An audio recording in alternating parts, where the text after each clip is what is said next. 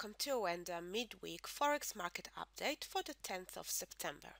My name is Tamar Mer from Trade with Precision, and I'm going to discuss a few markets that I'm stocking today for trading opportunities. Now, before we head on into the charts, if you want to understand more about the world of Forex, then please join us in our next webinar tomorrow, which is Understanding Forex, the ABC. And in this webinar, you're going to learn the key characteristic of this really dynamic market that operates 24 hours a day, 5 days a week. We can also identify the major participant in this market and what makes forex prices move, and we're going to review the benefits and the risks of trading the forex market. Now on to the charts, and first I've got Aussie CAD, and Aussie CAD had been stuck in a range between the 1.01 to 1.02 for quite a while. Now we finally broke decisively below this level of 1.01, and what I'm looking for is a trading opportunity as price pull back into this level to continue this downtrend. Now we had quite a big move down, so I'd like to look at lower time frames for trading opportunities. So I'm coming down into the 2 hours and I'm looking at this level. We have seen a few touches around this level, even on this 2-hour charts. You can see the touches that the market has done through this level. What I'm looking for is the market to pull back into this level and give me a rejection candle right off this level, and then I look for continuation of the downtrend. As we can see, we have the indicators converging beautifully to the downside as well, and I'll be looking for confirmation of this trade of the 4 hours being the next time frame up. The next market, and quite similar, is Aussie dollar, and on Aussie dollar we have been stuck in this range between the 0.92 and 0.94.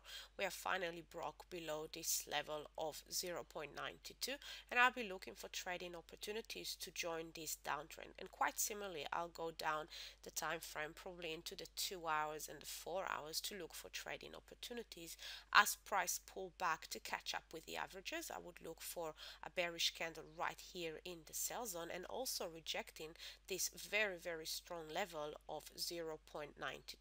And quite similarly to Aussie CAD, I will be looking for confirmation of the next time frame up being the 4 hour as well, and I would look for the averages to catch up with price as well over here on the next time frame up. Next market and level that I'm watching quite closely is on dollar CAD, and the level is 1.10.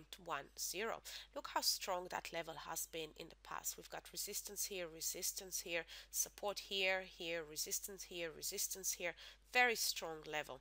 So if we look at this a bit closely, from the daily chart, we can see that we are now starting a new uptrend. It's quite a messy uptrend, but we are still making low, high, higher low, and then a higher high. Currently, we are just nudging at this level, so I'll be looking for trading opportunities as the market break quite decisively off this level and continue onward. You can see that yesterday we broke above this level, but then we rejected it. There's another attempt to break through this level today, so I'll be looking down the time frame. I'll be looking at the 1 hour, even at 30 minutes, to look for trading opportunities as the price rollover starts to make a new uptrend and continue above this level of 1.10. I'll be looking for trading opportunities to pull back into this level and continue higher, but I also will need to see, as price is rolling over and continue higher, that the indicators also pushing higher. Currently the indicators are pushing lower, so we'll need to see the price changing and the indicators starting to build up momentum to the upside first. The next market is on dollar yen, and on dollar yen we've got some very nice uptrend over here on the daily. The indicators are converging to the upside as well, but we are overextended, so I would like to see price catch up with its averages, and I'd like to see it pull back around this level, because at this level price will be back into its moving averages, into its equilibrium area on the daily. Now if we take a look at the weekly and see where this level correlates to, we can see that this is the previous major high over here. So a pull back to this level and then a continuation of the uptrend is something that I'll be looking for. Hope you have a fantastic trading day, and I look forward to speak with you soon. Bye for now.